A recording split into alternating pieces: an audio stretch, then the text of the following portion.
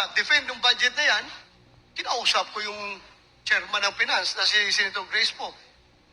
Hindi ako papayag na hindi natin ibalik yung budget na yan. Ibalik natin yung 10 billion. True enough, nabalik namin ang 10 billion doon sa Senate version, 10 billion. Naibalik, 50 billion uli. Pag-akyat doon sa BICAM, paglabas sa BICAM, mas malaki pang tinapyasan ng 15 billion. O yun, nakakakalungkot. Iba ang sinasabi, iba ang ginagawa. Kaya, kayo, tayong lahat nandito, please educate our voters.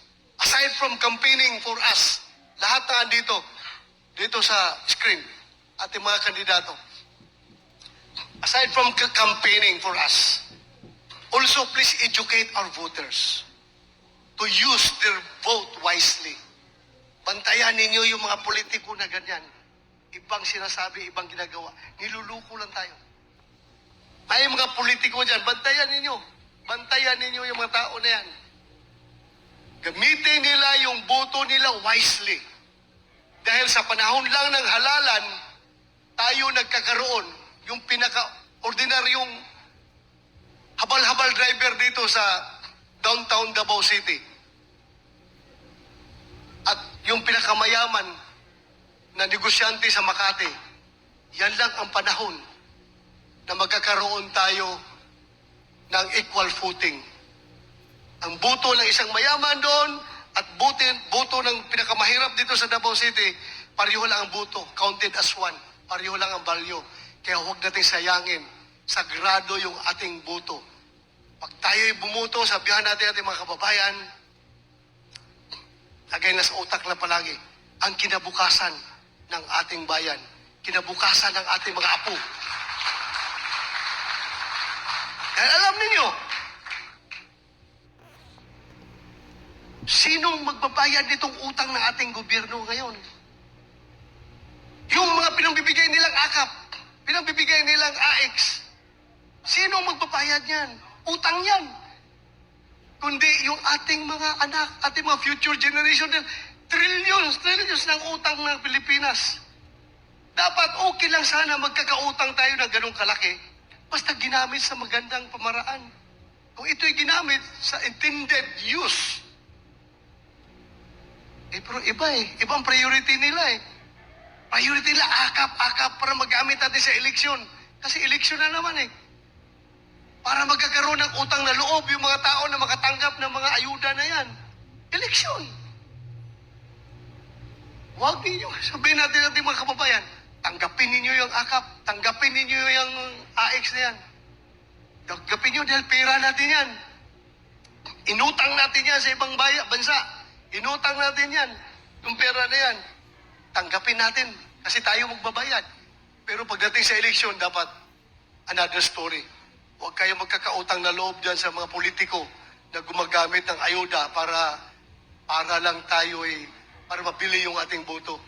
So yun dapat ang ating pagtutulong-tulungan. Otherwise, walang mangyayari sa ating bayan. Iba naman kung pupunta tayo sa violent means, kung gusto nating magbago, gusto natin ng radical means, gulo, kawawa ang ating bayan. So dito tayo sa pamamaraan na sana kung may tsansa pa, mabago natin ang kinabukasan ng ating bayan. Yun lang, hindi ko habain pa aking pananalita dahil aram ko marami pang magsalita. Daghang salamat sa iyong tanan. Unta.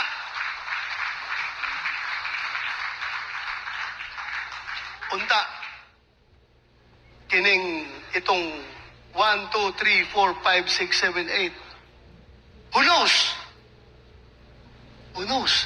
Miracle do happen. Mangyayari po. Tanawan ninyo. Tingnan nyo. Baka lulusot ito lahat. Pag lulusot ito lahat, gaganda ang kinabukasan ng Pilipinas. Maraming salamat at magandang gabi sa ating lahat.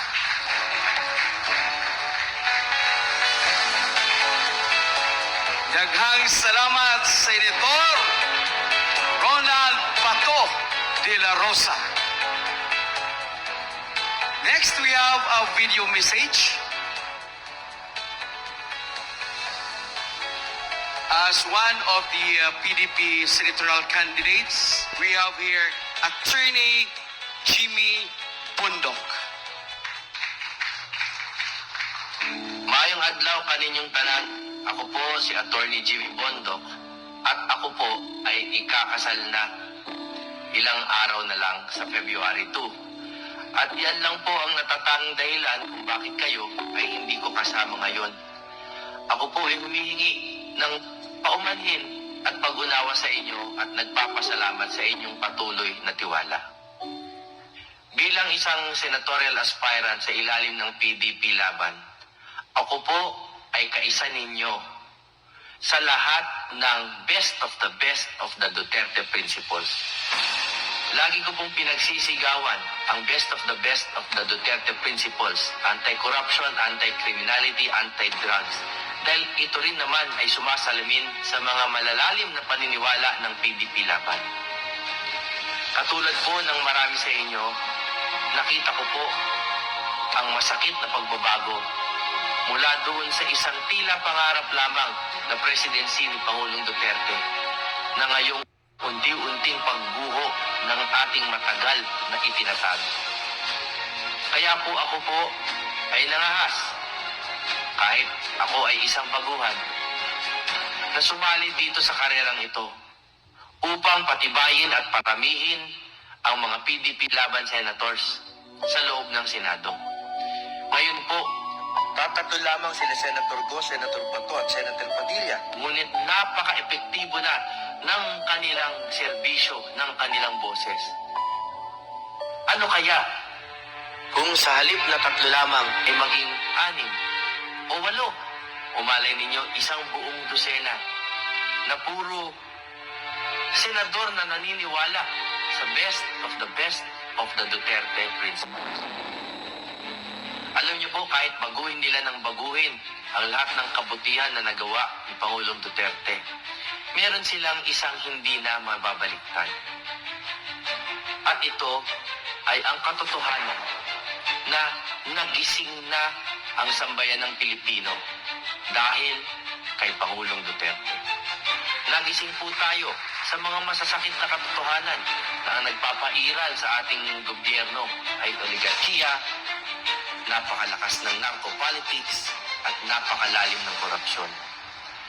Bagamat nariyan pa rin ang mga problema na yan, nakita po natin na kapag may kahit isa lamang pinuno na lumalaban ng taos-puso sa mga problemang ito, gumaganda ang buhay ng Pilipino.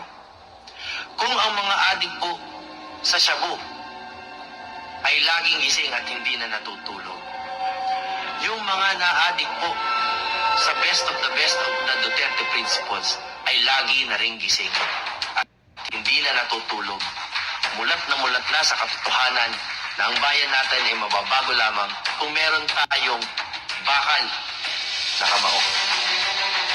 Ako po ay naniniwala na pwede nating ma-institutionalize, maisabatas ang lahat ng adhikain ng ating dating Pangulo.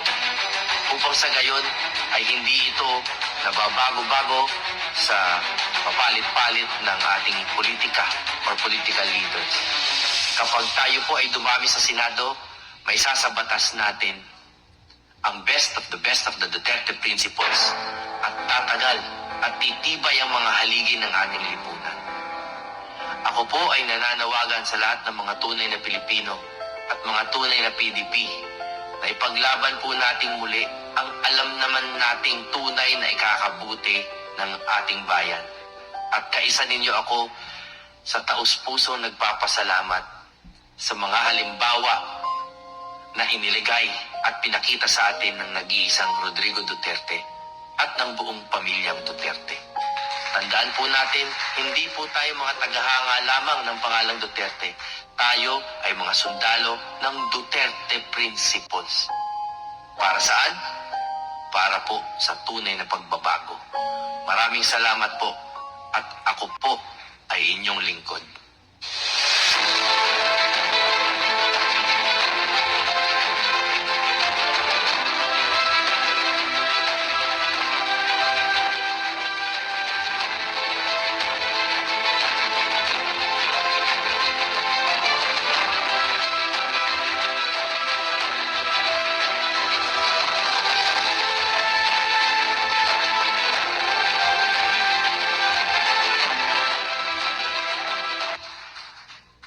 Okay, maraming salamat, Attorney Jimmy Bondok. And the last but not the least, another video message sa isang abogado, kabaka. Nagnegosyo ngayon ng baka kasi ngayon eh. Opo. Wala pong iba. Lampino versus Comelec, ang sikat na kaso sa Supreme Court. Si Attorney Raul Lampino. Ating lahat, mga kapartido sa PDP Laban. Una po ay gusto kong pasalamatan ang ating mahal na Pangulong Rodrigo Roa Duterte, si Mayor Digong, Tatay Digong. At sa lahat po ng mga pinuno ng ating partido, si Senator Robin Padilla at saka si Vice Chairman Al Cusi at si Executive Secretary Bingbong Dibidaldea at lahat po ng mga ibang opisyalis at mga minamahal na membro ng PDP Laban. Binigyan niyo po ako ng pagkakataon para isa sa mga lalaban dito sa susunod na halalan. Lapit ako mag-umpisa yung kampanya sa pagkakasenador at tayo po ay tuloy-tuloy na iikot sa buong bansa. Kasalukuyan po ngayon ay nandito po ako sa Benguet at nakikipag-usap sa mga iba't ibang grupo po rito pagmula pa po kahapon hanggang sa ngayon. Asahan po ninyo na dadalhin natin ang partido at ang mensahe ng ating Pangulong Digong sa ating mga kababayan saan man tayo mapunta. Dito po ako nag-umpisa sa Northern Luzon, dito po mismo sa Cordillera. Dito sa bulubundukin ng Cordillera ay dito po ako natuto, nagkaroon ng tunay na edukasyon dahil dito po nag-umpisa yung aking buhay bilang isang mamamayang Pilipino. Ako po ngayon ay isang abogado dahil sa edukasyon na natamo ko at edukasyon ang solusyon sa kahirapan. Ako ang buhay na halimbawa na pag may edukasyon ang isang tao ay maiibsan po niya ang kahirapan. At dito po sa Cordillera, dito sa bulubundukin ng Northern Luzon, dito po nag-umpisa yung aking buhay at karanasan bilang isang mamayang Pilipino. Naging abogado po ako, naging lingkod bayan. At yan po ang laging nasa puso. Matulungan ang ating mga kabataan na magkaroon sila ng tunay na edukasyon. Hindi lamang po yung makapag-aral sila sa kolehiyo, pero magkaroon sila ng sapat na kaalaman sa iba't ibang panig po ng edukasyon. At importante po na maintindihan po ito ng ating mamamayang Pilipino na may pag-asa pa rin ang buhay dito sa Pilipinas. Yung pong naumpisan ng ating Pangulong Digong noong 2016 nung siya ay tumakbo, labanan po ang droga, labanan ang kriminalidad, labanan po ang kahirapan, ay atin pong ipagpapatuloy yan sa mga panukalang batas na ipapasa natin sa Kongreso at sa Senado. Kaya nakikiusap po ako sa inyo, mga kapartido sa PDP Laban, huwag tayong uurong sa laban na ito. Labanan natin ang kasamaan na umiiraw dito sa ating bansa. Alam naman po natin yan na hindi na kailangan pong isa-isahin natin. Pero kitang-kita natin ang nangyayari sa ating bansa. Meron po tayong dapat na labanan ang kahirapan dahil ito ang magbibigay ng tunay na magandang kinabukasan sa ating bansa at sa bawat mamamayang Pilipino. Mabuhay ang PDP Laban at mabuhay po ang sambayanang Pilipino. Thank you very much, Attorney Lampino. At ang susunod po na magbibigay ng mensahe, ang amin pong kasalukuyang ama ng lungsod ng Davao, wala pong iba, si Mayor Sebastian Baste Duterte.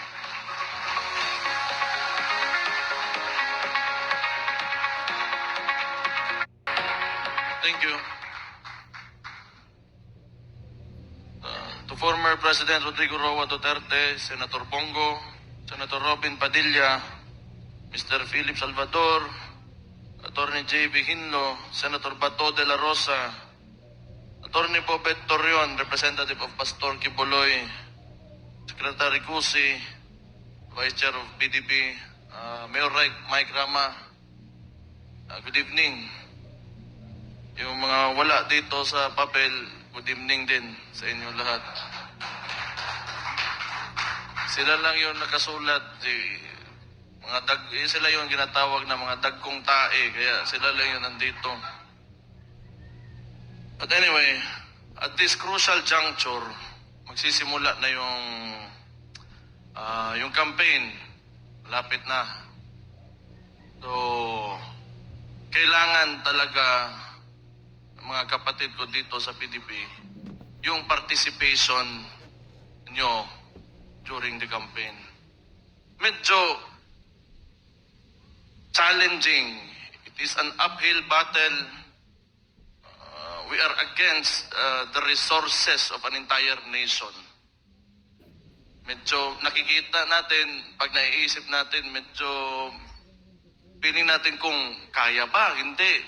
Magdadalawang isip ka.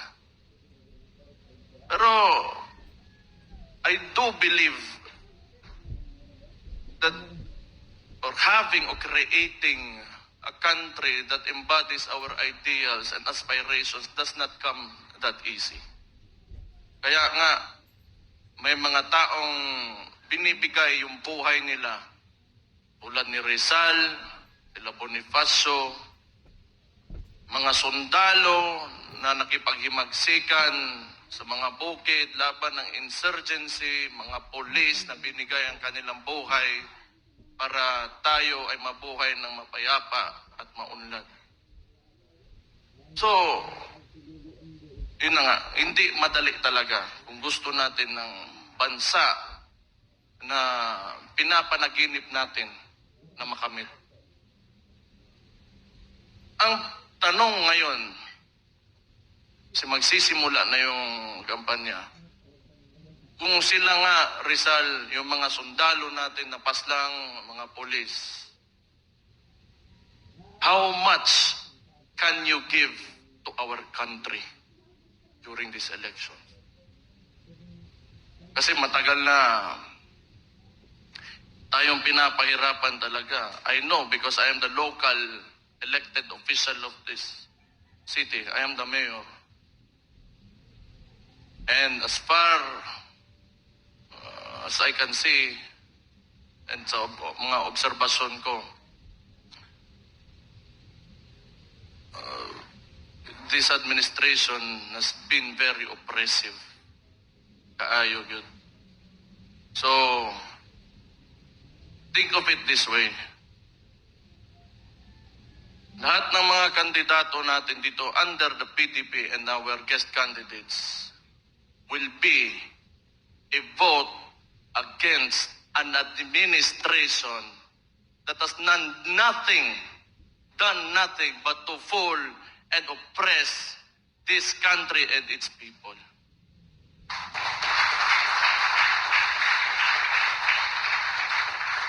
Pero yun na nga, medyo mahirap lang, or as we see it, and again, I will reiterate, because we are up against the resources of an entire country.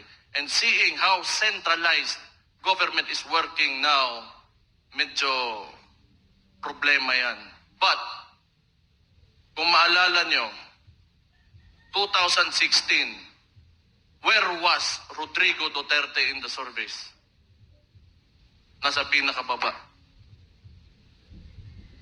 He was least expected na manalo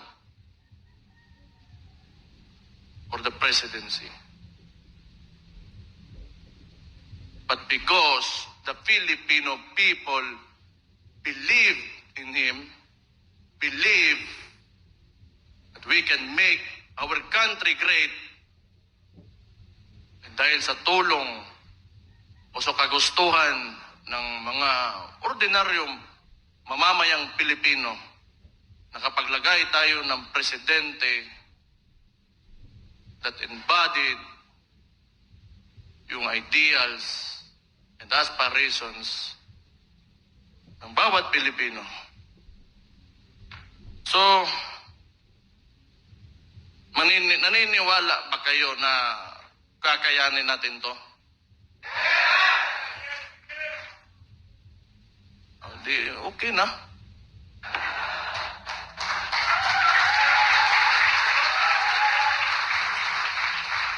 Para saan yung laban sa PDP? Laban pag hindi tayo lumaban. Tayo ay lalaban talaga.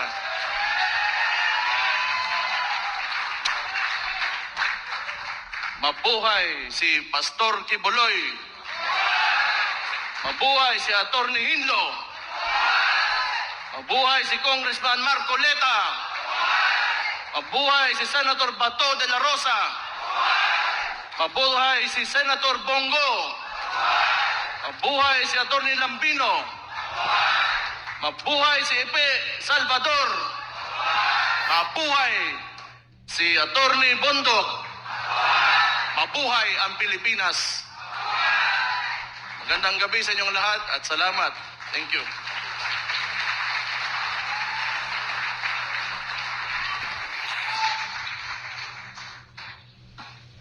Maraming salamat sa ating ama ng dakbayan sa Davao, Mayor Baste Duterte. At ang susunod po, maaari po bang hilingin si Senador Robin Hood Padilla sa isang mensahe at pagpapakilala sa ating panauhing pandangal.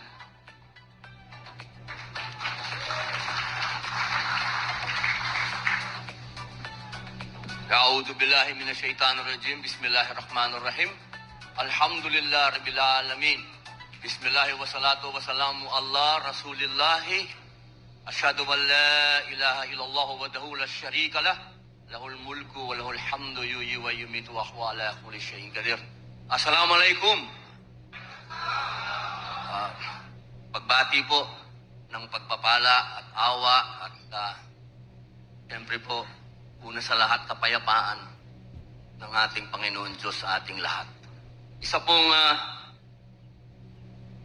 hindi kapanipaniwalang araw itong nangyayari sa harapan ko sapagkat kapag nandito po ako sa Davao, iba ang ambience. Ang nakikita mo lagi, pag-asa, pagbabago na nangyari. Hindi pagbabago na kwento. Kasi dito sa bansa natin, dalawa yun eh.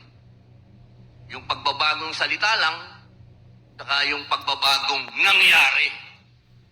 At dito po sa Davao City, nangyari ang pagbabago.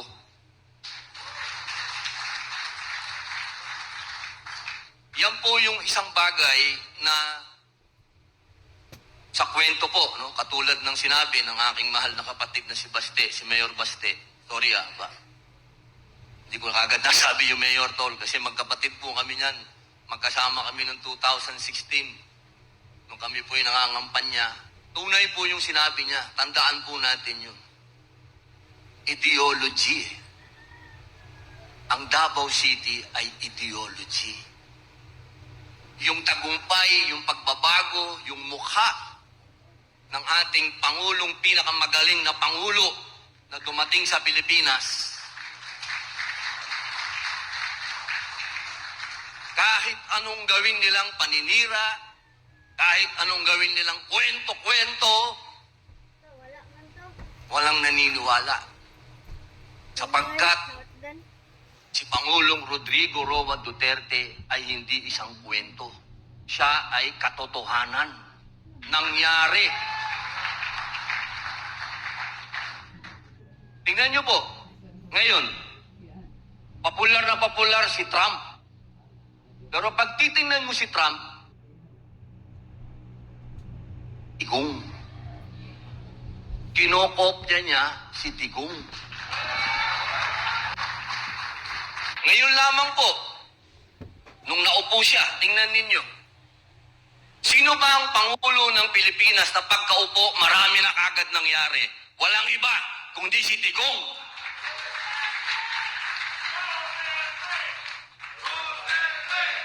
Duterte! Duterte! Ang sarap isigaw. Bakit masarap isigaw? Kasi may nangyaring maganda sa Pilipinas.